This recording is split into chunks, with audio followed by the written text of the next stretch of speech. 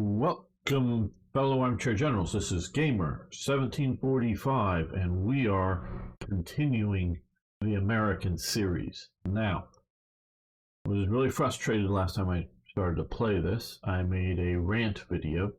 Rant videos are good for clicks, so I mean that did go into it. I mean, I was genuinely upset, but it was like, well, let's rant about this. Be good reviews kind of thing. And OMG made a really nice, long response to my rants. And I've yet to properly respond to him. I did say I was going to make a video, and other things have distracted me, including starting a new YouTube channel, which I've announced several times just because not everyone watches the video. It's on called Crisis Report, and it is on the various crises that are happening around the world and that type of thing. Hopefully I'll remember to put a link in the description if you are interested to hear my, hot takes or analysis of what is happening in the world in which we live in really sort of international way. Primarily right now focusing on what's going on with Ukraine, the war there, but other areas. So just been busy, so I haven't made a response to that yet. I still intend to make a response. I don't know the release order between this and the response video, but I'm going to do that not live because I am right now live on the interwebs with only, I think, well, there's a few, it says there's 8 people watching, so one of them is me. So there's 7 others out there, and one of them being Toy Jet, I believe.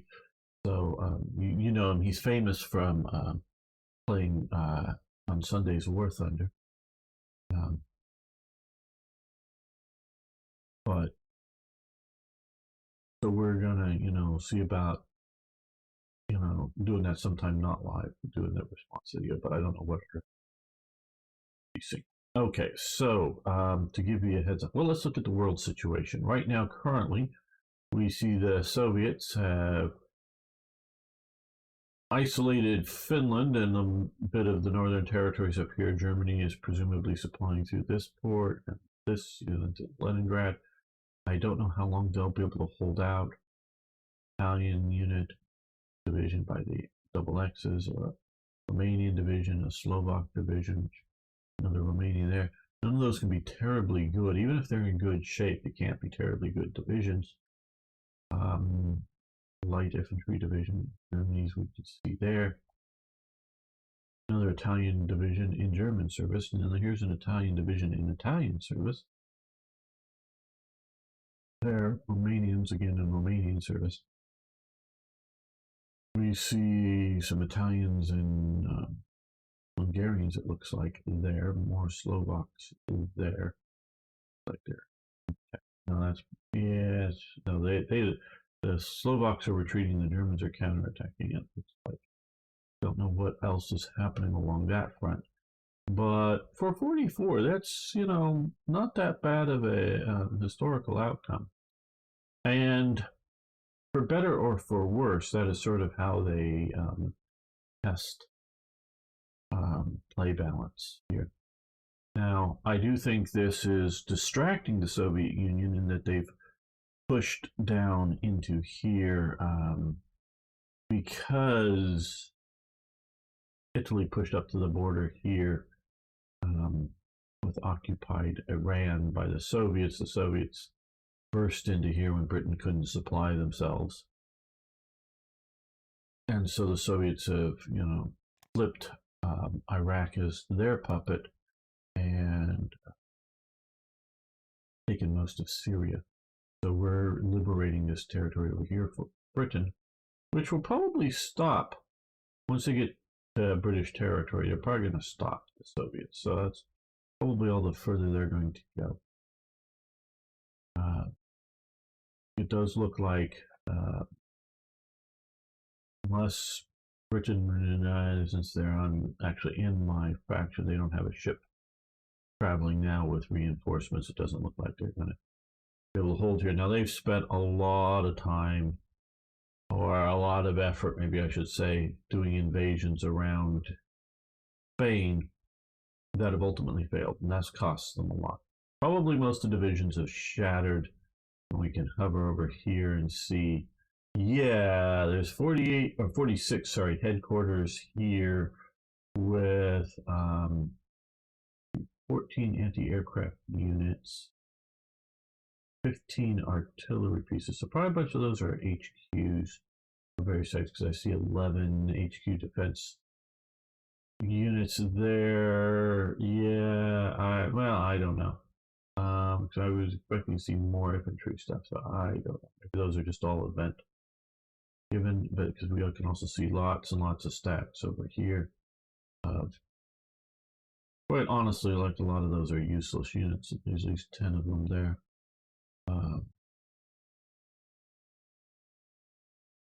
There looks to be semi-motorized infantry division with infantry tanks and a light.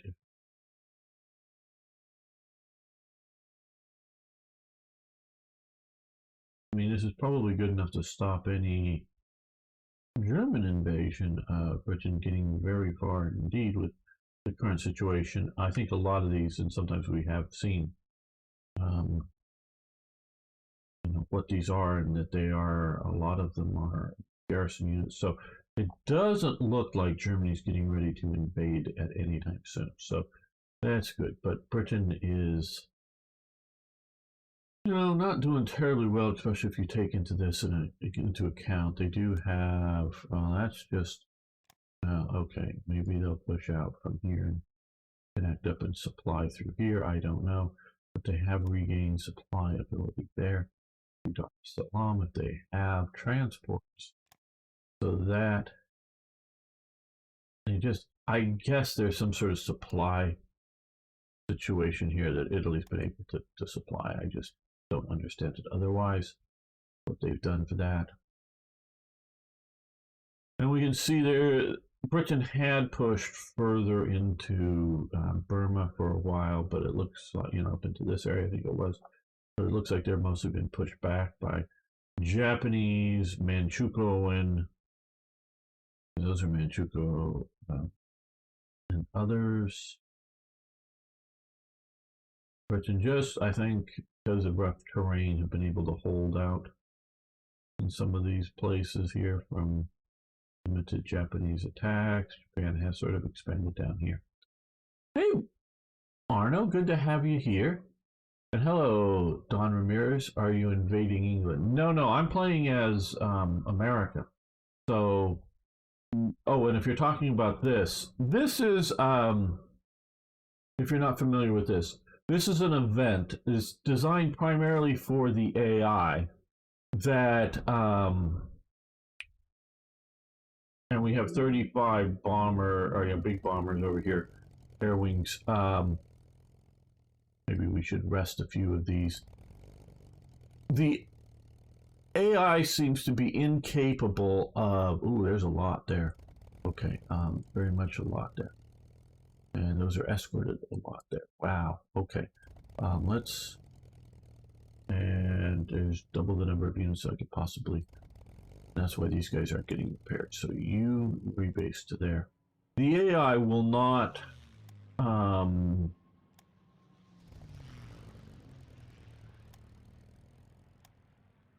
America will not send bombers to Britain to bomb Germany. So this was developed as a practical response. Now, in reality, of course, there's more down in here, but this is the fens up here. I don't know that that's really a good place to put air bases there, but it's around here that it almost does sort of, America sort of takes over. The Britons are still running the towns and villages and the farms that haven't been taken over by Americans to build, whether it's army bases or air bases and maybe even a few almost naval type installation. So so instead of trying to somehow put polka dots around, they just give two ports here, and this is just sort of little America here, so that the AI will build and bomb uh, Germany. So that is what this is, and it's a really smart. Like, yeah, I'm glad you're getting it, and it's a really smart way of doing all of this. So I'm quite pleased with it. With a certain levels of inventiveness, I do think this is good here. Okay, now let's look at our factories here. It appears that there are no AAs here. Here. But what we're going to do is, and I've been doing it sort of British style, even though I see that some of these now have escorts, which is nice, but let's do night bombing here. Okay, that's too deep. I guess our fighters have not make it to here. They can get to there. Okay, we're going to do strategic bombing, but just at night. Yeah, aggressive is fine. I know the bombers can travel deeper, but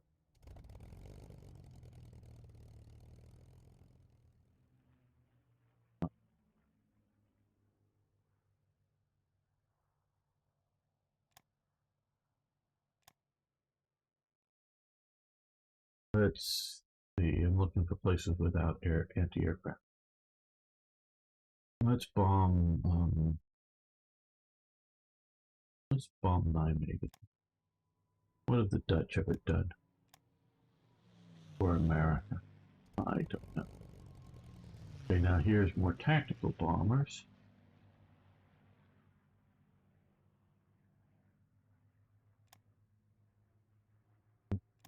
Attack. Night here.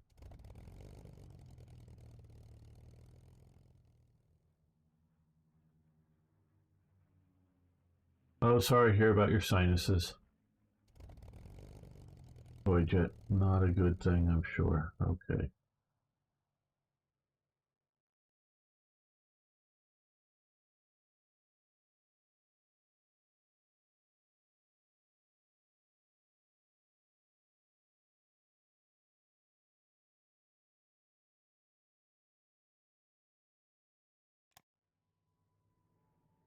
Um, um,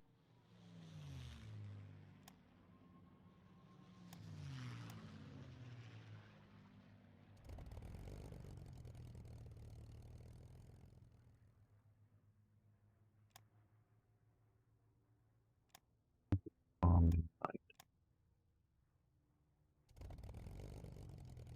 Facing, they're facing, facing. They're air intercepting, they're facing. No orders. Okay, they're not escorted. They're a fairly small outfit. But let's see if we can do. Yeah, push into here. Strategic bombing night. Use the night as a cover. Here again. Don't know how much. Bomb down into here. Yes, strategic night.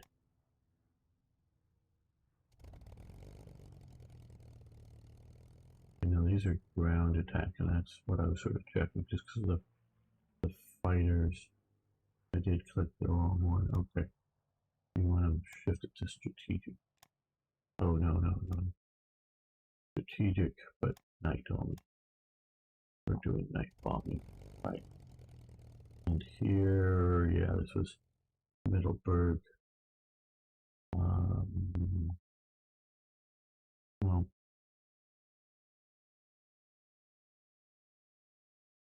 here. Strategic, I was wondering. Wrong clicks. There we go.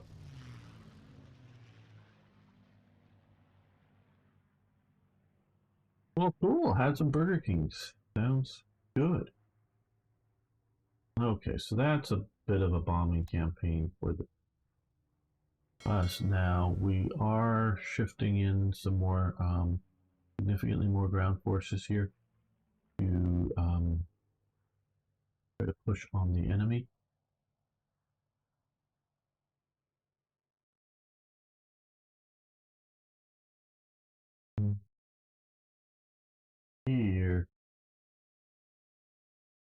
Here we are moving up some fleet assets. Now, I cheated in a bunch of fuel.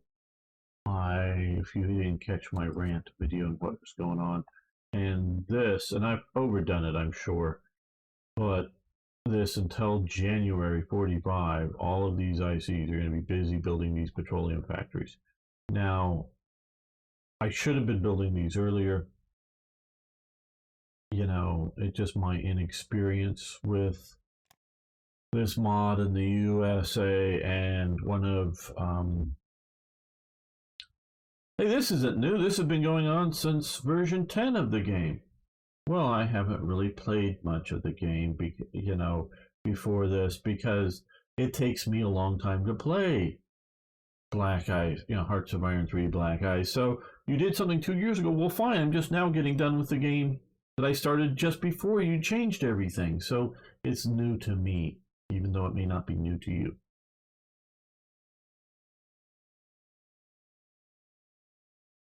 Play slowly. I'm going to keep pushing here in Egypt.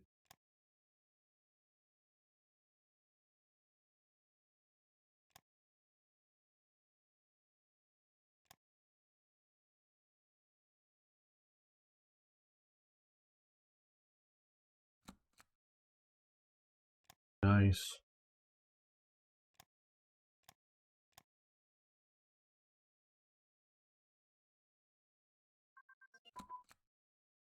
Radios in advance. Nice, nice. America is the best on the radios and during World War II.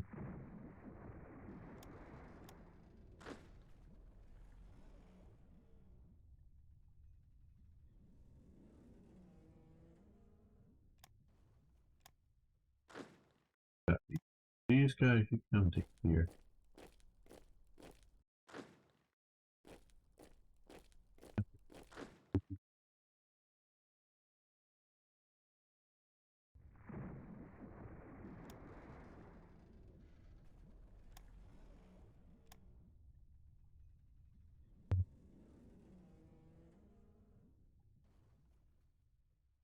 It makes me cautious for any invasion of Spain or the continent just yet.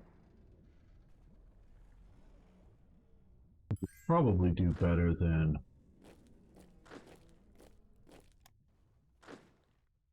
Britain with it, but I'm not absolutely sure of that. You this way. Guess you can have metal for a tiny bit of money.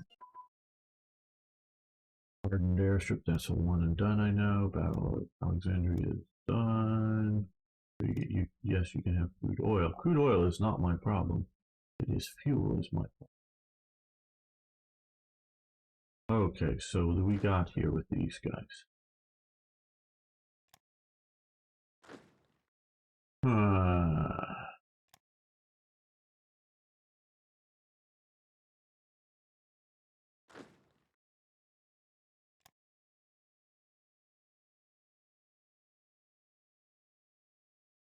Scattered out over here some time ago. Is there any? Okay, he does still have a few forces left here.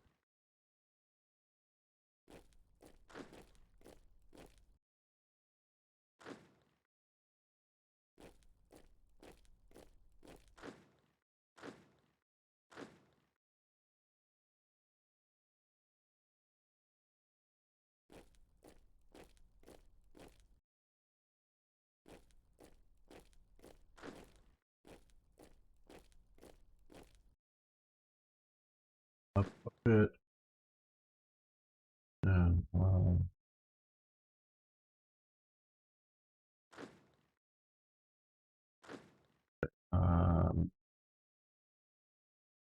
let's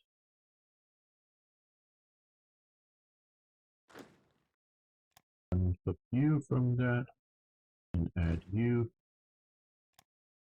Placed in command and can attack now. And I think you're going to attack this garrison force. So that will hit these, what's left of these forces here in the rear, which will probably, I don't know if it'll stop them sending any forces in this direction, but it'll at least make them consider what they're doing a little more now.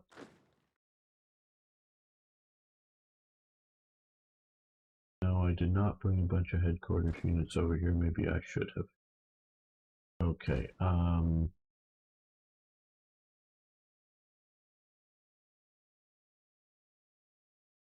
not going to be moving much further east, so Third Army come this way. What are my transports like? Okay, these are landing craft. Good.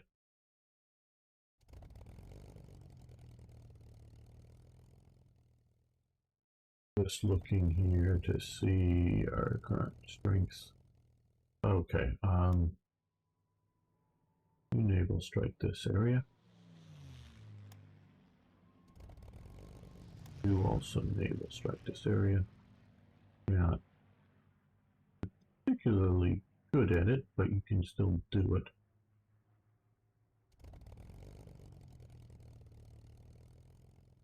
You got a big area here. Nope, you air intercept. If they come after our bombers, they're already naval striking.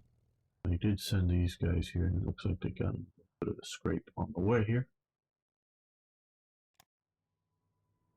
Let's do some air intercept. This region here. Because I am thinking about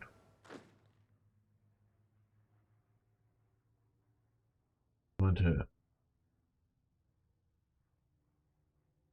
Cagliari here.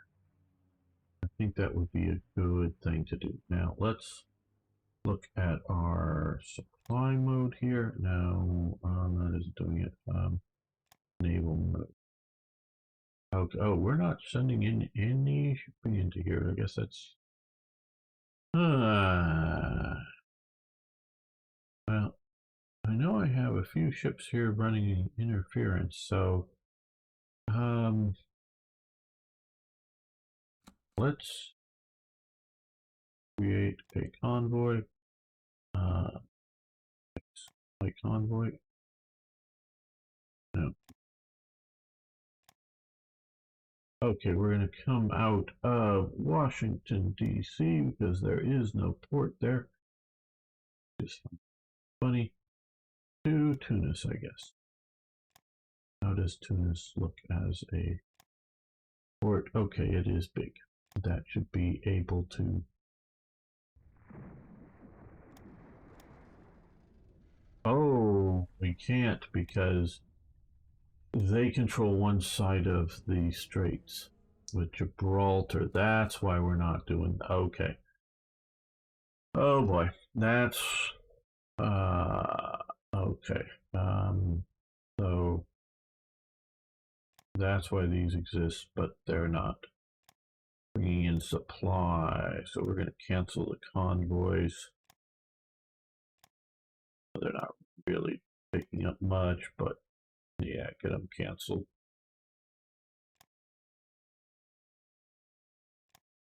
Now we can reopen them up once we get the Suez and bring in supplies to this side here. So I'm canceling my idea of coming in here because I can't supply it. I can supply here. The supplies can transfer all along, but they can't do more than that at this moment. Ouch. Stupid Brits. And I don't mean that in real life, I mean the AI here. Okay, you immediately start pushing, don't give them any pause to reorganize.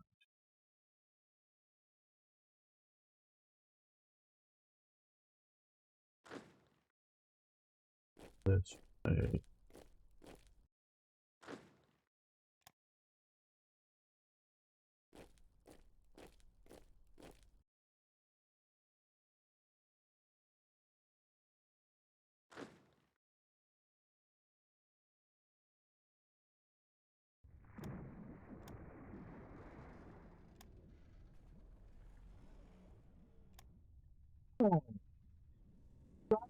Again, thank you.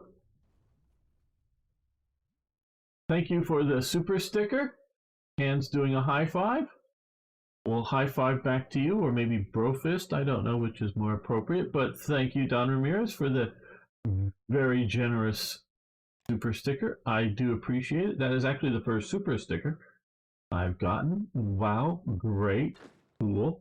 Thank you for the support. I really do appreciate it. And while we're at it, let me also thank Tim, Strongarm, Niagara, Timothy, Toyjet, and Gary for support over on Patreon. But hey, everybody else watching, whether live on YouTube or and Twitch or watching later on YouTube, what I really ask all of you to do is just, smash the like button and post a comment. That's all. That's all I really sort of ask of you, but I do appreciate anybody who wants to go further and support. I do take this as a mission of education and not just entertainment for people. But thank you so much. I do appreciate it. Wow, that's made my day.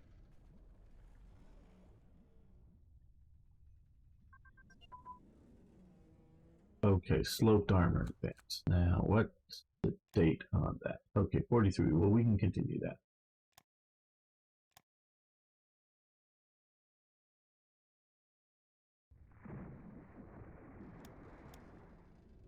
I am contemplating my next Toy 3 series. Sort of been disappointed. I don't.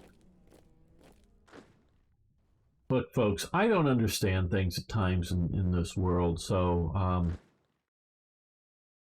I'm sorry if I not doing the best that I could or should be doing.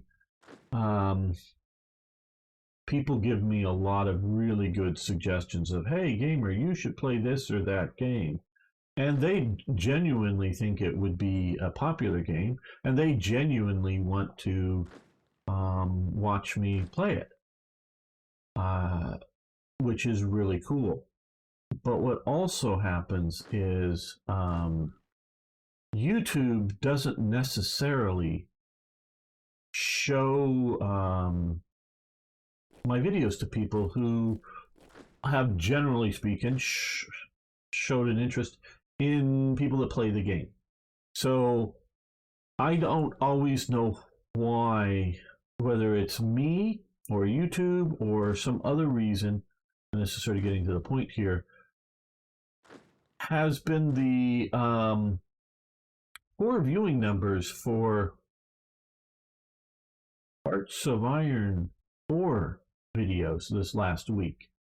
And I just don't know whether it's my thumbnails, the title, people are just bored with the game, or there's just too many other people that are more interesting than me or better, I don't know, that are playing it, or just more interested in interesting to watch the stream of it, or just what it is.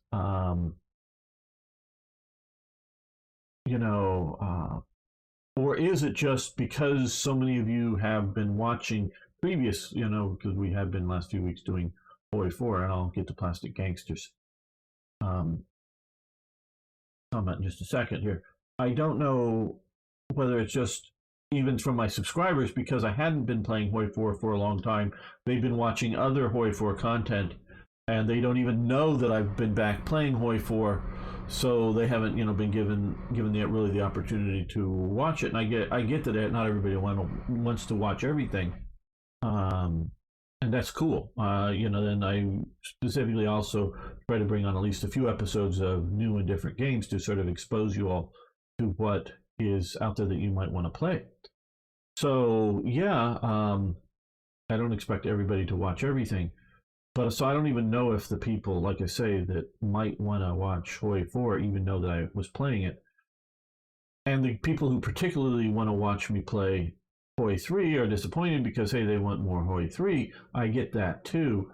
So I don't know why or what the reason for the Hoi 4, especially last week, has been doing so god awfully poor on viewership numbers. So I'm not sure. What is it, plastic? So and so I definitely want to. There's no point in me playing a game and nobody watching it, however much fun. Because people say, "Oh, well, you should play what you really want to." Yeah, well, all of this I, to one degree or another, want to. But there's no point in playing something if nobody's going to watch it. Just like the YouTube live feed, though, I'm watching on Twitch, cool, but can't see how to drop a comment except for a live one. Okay, well, on YouTube, you can only drop a live comment during the live stream, but once it becomes a VOD, a video on demand afterwards, you can then do a normal comment on the YouTube channel. So you can do that later. Yeah, you can get into only after the stream. Most interesting wargaming stream online. Well, thank you. I don't know. I would say Slithering TV is probably more interesting. There's a bunch of us doing different things because we do more than just watch you play. Yeah. Oh, and yes, Plastic Gangster, and I do like the interaction here that you don't get when I'm just playing. But I also want, just playing on my own. But I also get into good rants and whatnot on my own. So let's move. We've got enough supply. We're going to move supply down. Oh, lock that. Move it. Yeah, come on. Move it. A little bit of needed, and we're continuing to lend lease there. So we're getting, yeah, okay, good. And I totally get that some people are only really interested in watching particular games, and that's cool. But I also get that there are people like Plastic Gangster that likes the Slitherine. You only get down to Slitherine when you're on. Well, mostly anyways. Yeah, everybody there has a different style of presentation, and that is part of what Slitherine wants is, if somebody doesn't like my commentary but just wants to see gameplay and learn how to do the gameplay better, well, they can, check somebody else out when they're on, and so it's not just me. And I mean, a sort of comedy train of thought, if you will, or however you want to say it. Hexaboo does a great job at it, and Richard of York does a great hype job for whatever he's playing. Cars. I'll continue that right now because we're okay.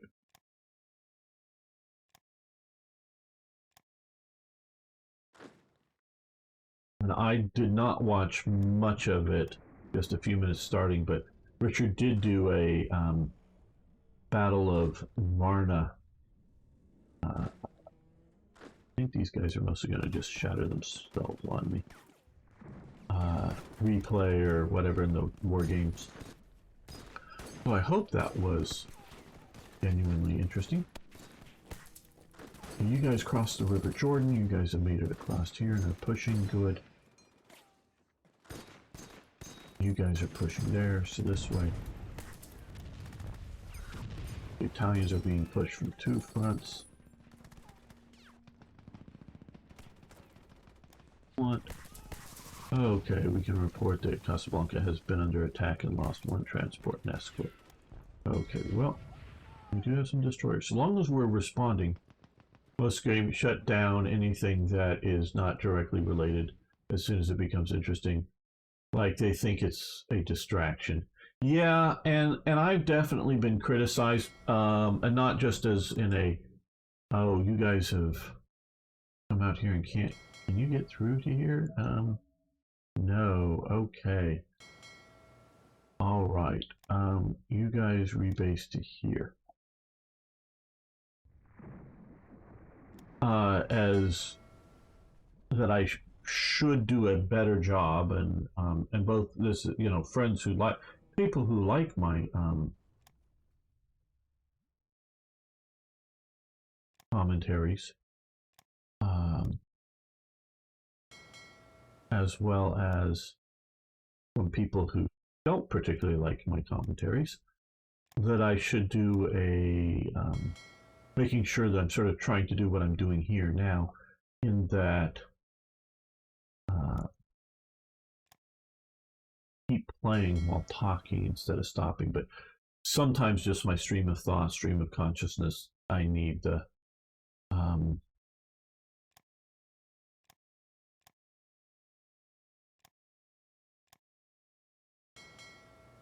to stop and pause to be able to do it effectively.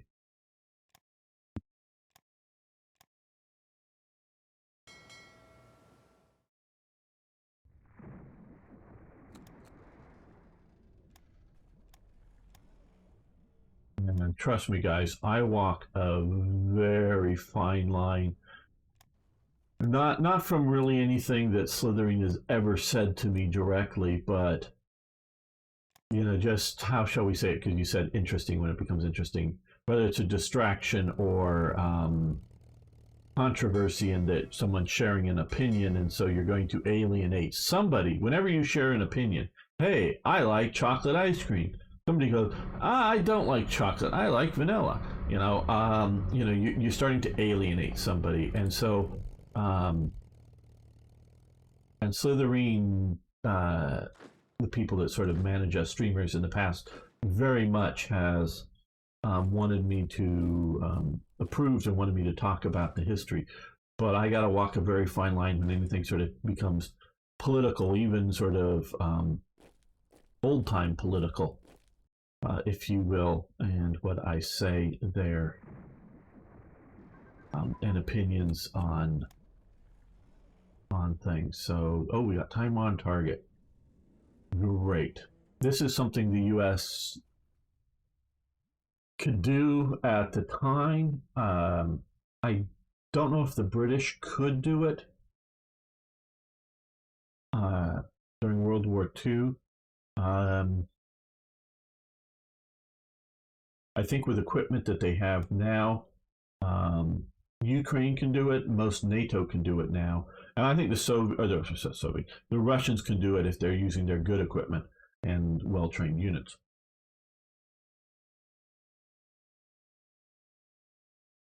And here's the whole idea of time on target. And I bring this up, and a few people maybe Plastic Gangsters, whatever, knows what time on target. And maybe I always try to gauge the audience here and learn who you are as to how much detail I should go on to it. Okay. We can look at something like, and I just watched with Eric and Toyjet and Niagara and a few others yesterday. I sort of checked out, quite honestly, the last, I don't know, quarter or third of the movie, but the modern version of All's Quiet on the Western Front, which Eric really loved, called it a 10 out of 10. I would say it's a well-crafted movie, and the music and whatnot is well-crafted, but I just didn't like the story of it. And it's not just, and I wish they would have just changed the goddamn title, because when they remake something, because I've seen the other two versions of All's Quiet on the Western Front, the original 1932 version, I think it is, and then the one from the 70s color one. It was a made-for-TV movie, so it wasn't quite as big budget as this current one, so much, although I know it's made for streaming. Both of those ones tell the same story, and I have not read the book, but I think they're much closer to the book. And they tell a story of a group of young men going into the war, and it's more coherently told than what you see in this version. I just wish they would have called it something else. Then I wouldn't be looking to see, is it, because the 70s, they used the guy, forget his name, but who played John Boy on the Waltons, a show that because when I was a kid, we had the TV, and what my parents, I'm talking young here, very young, what your parents are going to watch, well, that's what you watch because it's the TV. It's not like we had our own TVs back then. So, um, so yeah, so the Waltons, it was all right. It wasn't my favorite by any means, but it was the only thing on because you don't control the dial on the TV as to what gets put on. It's all right. So I grew up watching him, and he plays the sort of lead character that I forget the names, but that Lou Ayres plays in the original, which made Lou Ayres a star. Original All's Quiet on the Western Front. Those two are very, very similar story, and so I'm understanding. I may be wrong because I have not read the book, but that it's more based on the book. And the sort of anti-war theme that is very much kept in the current one, and I did see Plastic Gangster. Richard Thomas, that's right. That sounds right. Plastic Gangster. So it was, like I say, a very well crafted. The music, maybe it's not good music to soundtrack to listen to, but as a music set to the motion picture, and when it became dramatic, it was very well crafted. But I just didn't like it, and I checked out. And we were watch party, and I just sort of turned the audio off and minimized the screen. And I didn't want to interrupt anybody else's enjoyment of it. It was just another long, agonizing death of another cast member dying slowly and talking about things and whatnot. And yes, war is terrible, and so it was just, I didn't need another one. And so I just checked out of it. Then it was just overdone for me. Just didn't need that. So, yeah, let's see what he's saying. But it had been funny seeing 26 live streams playing Hoi 3, one sort or another on Twitch. So if people want to focus on gameplay, they're not short of that. Yeah, what you do is pretty much unique. I try to be. Oh, yeah, the one on Netflix. Yes. Hey, Keenan Butler, how you doing? Do you have any stability tips for running? I will talk about that in just a moment. Hey, Jetin, how you doing? Ernest Borgnine was the lead. Yes, absolutely. I forgot about that, but you're absolutely right. So what we did is to sort of prepare for the Netflix coming. A few weeks ago, we rewatched, and it had been 10 to 20 years since I'd last seen the original movie. We rewatched the original movie. So we had both fresh in our minds. And thank you, Arna. I've seen the first two. I ain't seen the new one yet. Well, like I say, Eric gave it a 10 out of 10. Now, he's young. And I say that not as a criticism, but he hasn't seen a lot of movies. Now, like he did see the original. And one of the reviewers that I was seeing talking about this new Netflix, you could tell he was comparing the original All's Quiet on the Western Front with the new All's Quiet on the Western Front, but you could tell he hadn't watched the original because his description. It's like I remember years ago, somebody was reviewing, wrote a review of a rock performance of some band that he went to and whatever, supposedly. And he talked about the drum solo. Well, there was no drum solo in that performance. So, just talked about how, I don't know the words, but how the, the sort of making light of the combat and whatnot and the effects of combat on people in the original. But if you watch the original and when he kills the Frenchman in the shell hole and whatever, it's as dramatic. I mean, it's not quite as realistic, partially just because it's in black and white, but they do a really good job portraying the real battle scenes if you've actually sat down and truly watched. And so either he just fast forward through the original, or he watched a few minutes of it and then wrote his review praising the new version and saying it was much better. But so take it for. But when I say somebody's young, is like Eric hasn't watched nearly the amount of movies that I have. So, um, you know, and again, I'm picking on Eric. I don't know if he's around right now, but he shows up often here. He's a good friend. You know, he was telling me about how great some book was. I go, yeah, but how can you judge? Yeah, or some words to these effect. What? You know, oh, it's really great. Yeah, this is literally like the third book in your lifetime you've read. So how can you know that this is a great book? Well, I enjoyed it. Well, yes, partly because of the subject matter. And he's 20 something, and now this is literally the third book in his lifetime he's read. So, to me, I would disregard anything he says on a book review because he's read too few of the books as a comparison. Now, that doesn't mean he disliked it, and it doesn't mean he's lying. It's just he loved the book, yes, but he's not read enough books to know what a good book may or may not be. I don't know. Okay, I like the first one best. Yeah, the first one is the best. I have seen Saving Private Ryan. Very good, very dramatic. I probably should see it again sometime.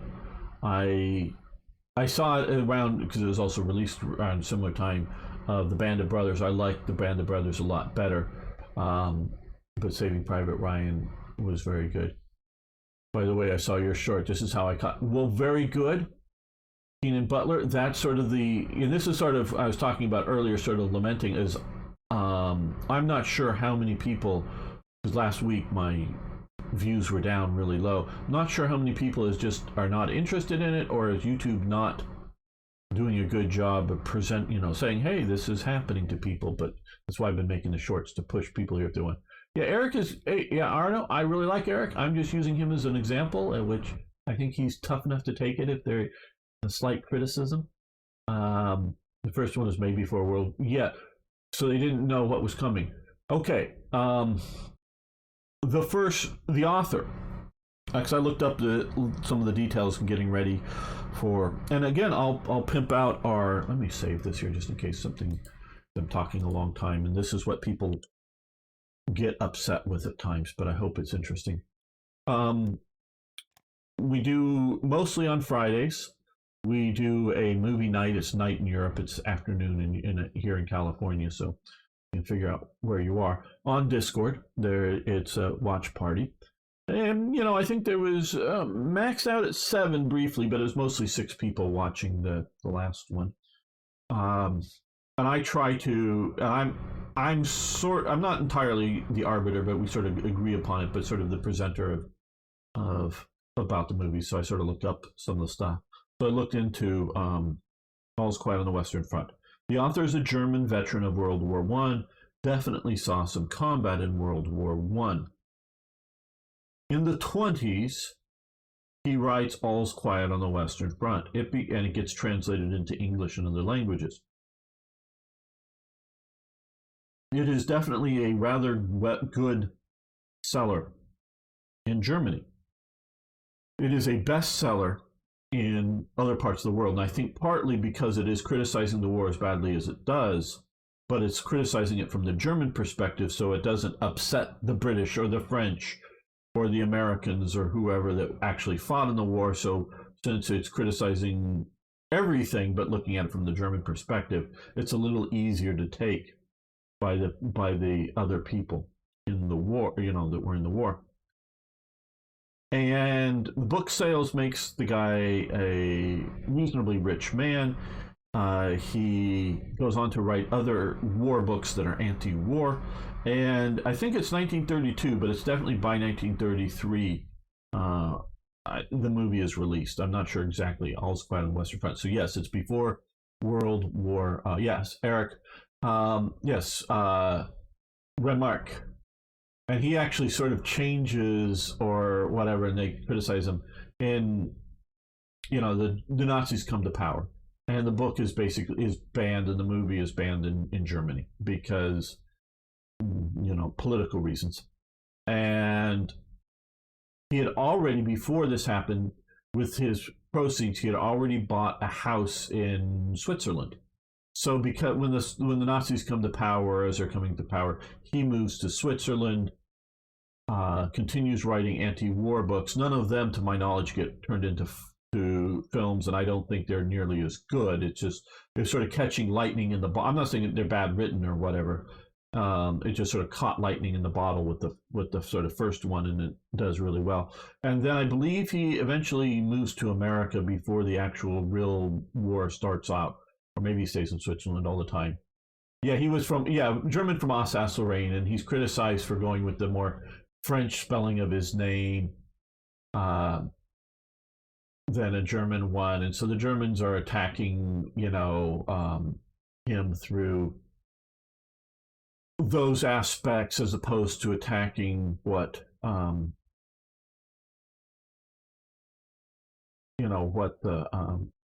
movie actually has to say. But I just want to yes, shelling in the forest. The Americans goes through the Band of the Brothers, absolutely, among others. Yeah, goes yes. That's dramatic. The Hurt Again Forest, or the Hurt Again Forest, as the Americans sort of call it, or when Winters orders replacements of Ivy League LT and Lieutenant Spires takes over. Yes, those. It's a very good series, and it's been a long time since I've seen that one too. But I have watched that as well as Band of Brothers. I've sort of checked out on a lot of movies and not watched more modern stuff since 2010 because I'm just so disappointed in them. I'm still finding jewels of the 1930s that I haven't seen before, that are much better movies in my opinion. Now,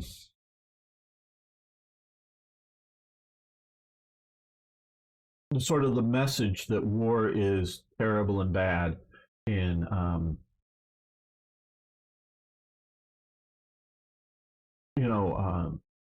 All's Quiet on the Western Front is a sort of a new message, because although war has always sort of kind of been terrible and bad, and sometimes very terrible and very bad, a lot of times in the European experience, it was marching around and being a soldier and doing that for, once the war starts, for, let's say, 90 days. And then you have one day of a big battle that you're all shooting at each other with muskets. And rarely are there more than, 10 or 20% casualties. And so not a lot of people dying, and people are dying all the time anyways from farm accidents, but since they don't have penicillin or other antibiotics, it gets infected, gangrene, and dying. So you're dying on the farm, you're dying in the proto factories, pre-industrialization, proto factories. You're dying all the time. You're catching all kinds of diseases from bad water. People are dropping like flies. Women are dying in childbirth. People are just dying. People are dying, and not because they made it to old age. People are dying all the time. So war is more hazardous than being a forester, a guy who chops trees in the forest, but not tremendously more hazardous, and and not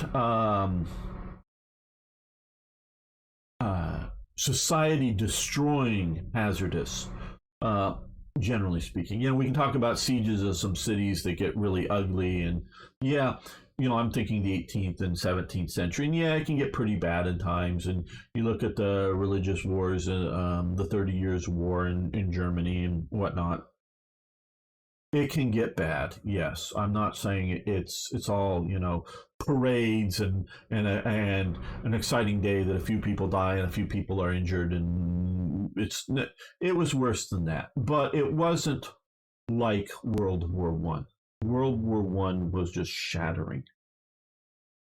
And there is a lot of criticism to go around during World War One. The British and the English-speaking world get a lot of criticism for their supposed, which and it was to a degree, continuing tactics of we're going to slow walk into the machine guns because we don't want to, because one, we're the Anglos, and the Anglos don't get too excited because they've had a long tradition, a successful tradition of when the French or somebody else would shout and yell and charge at the enemy, the English would just stand there silent and unnerving the enemy, being silent, and then in either advancing, marching silently to the drums, tut tut tut tut or whatever as they're moving forward, but and the drums are going at the pace of the marching, which is setting the pace, and but otherwise sort of silent, and then using the volleys and using the muskets that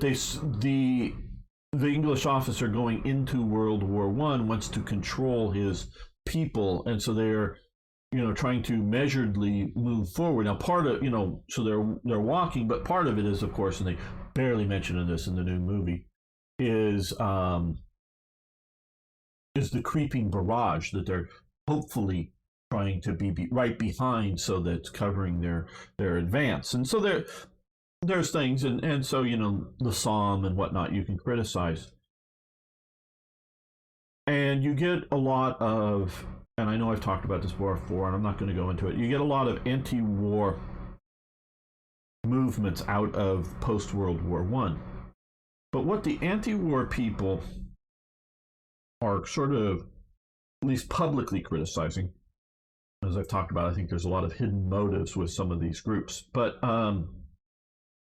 in fact, I just say it, they want to destroy the society as they know it. But the public criticism is, I'll get to plastic gangsters here, industrial age casualty rates, yes, is the inability of the political leaders, and for Germany that is the Kaiser, really. I mean, there's a lot of civil political element, and there's sort of the military is sort of a separate state out. It's sort of not in the German Empire, and there's multiple militaries, and not just little small ones, but like the Bavarian is sort of a separate establishment that only somewhat complies to the Prussian establishment. But especially in the Prussian establishment, the civilian administrative government that Bismarck sets up, again a military leader, has no real say over military actions. Now, the ultimate leader, the Kaiser, does. The civil, the Reichstag and all the political people, they have say over civil administration of the German Empire, not of the military. The military is not under their control. It is not like what we think of as a modern day command structure. So it is really the Kaiser and others, and people in the West too. But it takes both sides, and this will get to my point in a moment, to stop a war, is the criticism of not being able to recognize the utter futility of continuing the war. There are reasons for that war that happened, and I would say some of them are very legitimate reasons, especially Austrian Archduke being assassinated by a Serbian Serbian-sponsored terrorist that then blows up into a world war. And there's bad actions on, with them particularly on that side, but more bad actions on the Austro-German side than on the Western Allies. But there's bad actions everywhere. The inability to recognize that the military means are already stalemated, and before the years go by, before it is clearly shown as a defeat, there should have been a negotiated settlement.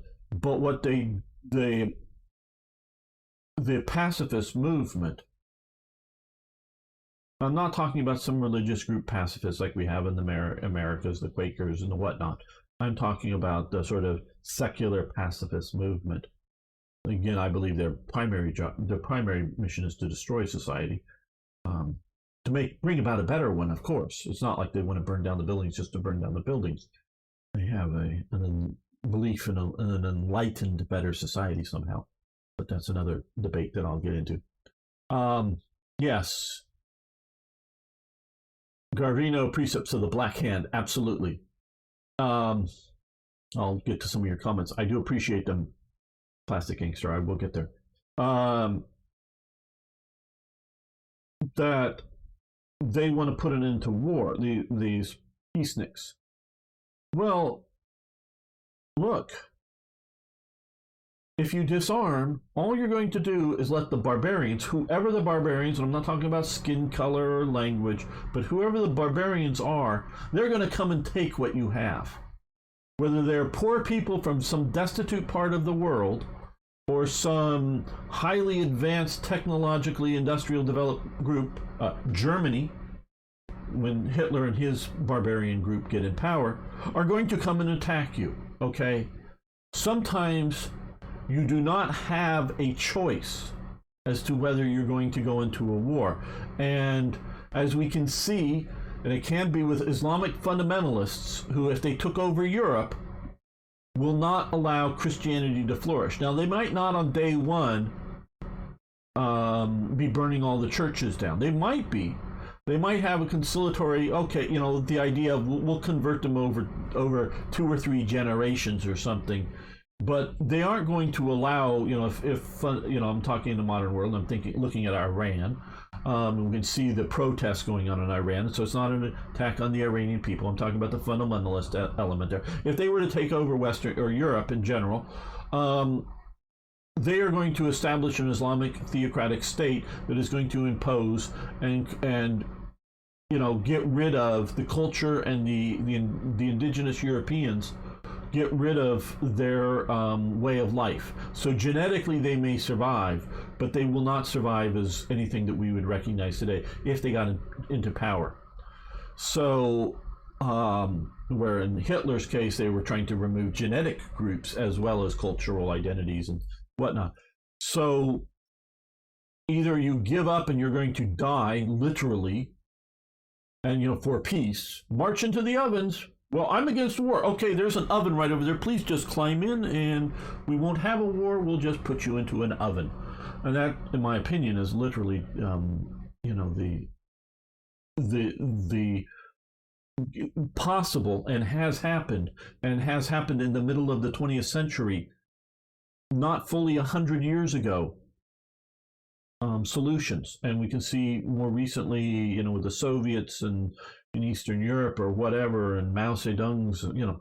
So it's, you know, warfare isn't always a choice. And sometimes even when it is a choice, you're looking at, you know, and you know, people in America and other places around the world are becoming, you know, especially America, is not so much anti-war as an anti-military, but hey, we don't want to send troops here. We've been sending troops here and everywhere. It's sort of like the America First type people. And they talk about the neocons that always want to get into them, and some of them always want to get into every little war out there in the world. And I agree with that point. We don't need to get into every little war out there. But if you look at somebody like Iran, and I believe it's not just rhetoric, it's not just the anti-American rhetoric that's meant to, well, it's just, you know, to unite the people, because, you know, get them out away from the distractions of the, you know, local problems, and let's, you know, distract them with international problems or something. No, they truly mean it. So if they were to get nuclear weapons, I truly believe they have a doomsday-ish cult mentality of Islam. Unlike the rationalists of the Soviet Union. They were rationalists. The Soviet Union was rationalist. So their nuclear use, I would say, if it was to happen, and they haven't done it yet, obviously, but and they collapsed without doing it, you know, firing off all their nuclear weapons. I think Iran's use is very likely if they get nuclear weapons. So I would consider, if you make the conclusion of, and I do for Iran, is they are a existential threat to Western civilization, and if they get nuclear weapons, they would be willing to use them at some point, not day one, but at some point. And so should we wait for them to have nuclear weapons and be the aggressor openly, because they are, however open or covert, they're supporting the, you know, aggression against Saudi Arabia, because they are the ones, the Houthis are sort of in this part of Yemen. It used to be North Yemen, but Yemen um, here. They were the ones that started the civil war and started to overthrow the Yemeni government, and it was supported by arms and equipment from Iran. So and then the Saudis invade. Yes, and they're even in the West now. And the Saudis have been brutal at times. I'm not saying they haven't, and they probably intentionally or no, or not, maybe not intentionally, knowingly attack civilian targets because they believe they're military targets also there. So civilians died, and they may have also mistakenly attacked targets, airstrikes or whatever that hit civilians, and they thought they were, they're fighting a war and they don't care. And they haven't been able to win because the Saudis are a fragile society, and it's a small, not terribly great professional army. We can go into some of the more reasons why of that some other time, but that is clearly, and it was prompted by Iran promoting up the Houthis, clearly Iranian aggression. So I see that as an aggressive state. And so do we wait for them to, Iran to attack somewhere in the West? Or wait to them to give a nuclear weapon to a terrorist type group, and then they hopefully covertly, the thing that I fear is giving one or more nuclear weapons and then putting them in a shipping container. Now, maybe I fear it more because I live somewhat near a shipping port, but that they put those in and then ship them enough, play hide the pea and ship it around the world enough, and before it gets to a Western target, it's not well scanned or checked, and all of a sudden it either blows up in port, or some knowingly or unknowingly some trucker gets that shipping container put on the back of his truck, and it drives into Paris or something, and it blows up. So asymmetric warfare that then we would track back to Iran. Do we wait for that? And if they already have a bunch of missiles and other things, nuclear missiles, do we wait for that to go to war, or should we just go now? Sort of like, had France aggressively moved against Germany, particularly when they were remilitarizing the Rhineland, and had they aggressively moved, because Germany was super weak at that point, that would have, and been willing to fight, not just because Hitler had given orders that if France moves in, fall back out of the Rhineland, do not militarily engage the French. But if they had just done that and they moved back, well, that probably wouldn't have done anything. But had they aggressively attacked into Germany, Germany probably would have meant a German military coup against the Nazis and the collapse of the Hitler regime. And at least we wouldn't have had World War II as we knew it. Now, maybe we would have had a worse, more devastating nuclear war 20 years later. I don't know, but not with Germany as the focus, maybe with the Soviet Union. I don't know. But so maybe we got the least bad war by what we did, but we may have been able to miss the bullets. So I'm not entirely, so sometimes when you talk about the choices of choosing to go to war, even though it's going to kill lots of people, including your own, sometimes good leadership realizes that it's the thing to do. Sometimes, again, war you cannot be involved or evaded. Okay, plastic gangster, industrial age rates of battle, yes. Before were fancy uniforms and parties for the officers and 3 square meals a day for the troops. Well, at least when supply was good, yes. They failed to learn the lessons of the American Civil War. Who said it first? The generals are always prepared to fight the last war. Absolutely. It's attributed to Winston Churchill, but I can't find any record of him saying it. I have looked before. Yeah, well, it's known that, I don't know where that comes from. But it is, and there's good reasons for it. Armies don't change until they absolutely have to. And part of that reason is they've been successful. Because they have a state and they're successful. It's only when they're unsuccessful, like Germany after World War I, do they change. France did not change after World War I. They just improved World War I with, oh, well, the FT-17 worked great. Well, instead of having two versions, one with a machine gun and one with a main gun, well, let's just put them both together in the one and build a better FT-17. your Renault and your Hotchkiss 35s. Okay. Instead of trying to come up with better tanks, they just do World War One tanks super good, basically. And the Char-B, the Salma is sort of getting into a rethinking of the tank and making it better. But the Char-B is just the I forget the toy jet. Remembered, yes, the Chaumont or whatever. Just sort of doing that better and effectively. So France does not learn from World War One.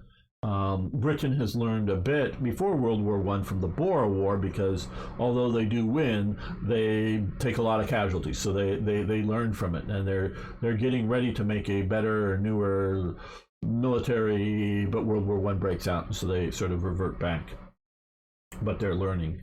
So militaries only learn when they only change when they absolutely have to, because either they were unsuccessful the last time, so they change, or they were successful the last time, so they don't change and they continue their success.